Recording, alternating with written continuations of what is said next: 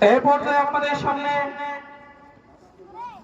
আসারে মুবাশশারা 10 জন সাহাবীর নাম, কিন্ডারগার্টেন বিভাগের ছাত্র মোহাম্মদ মুজাহিদুল ইসলাম।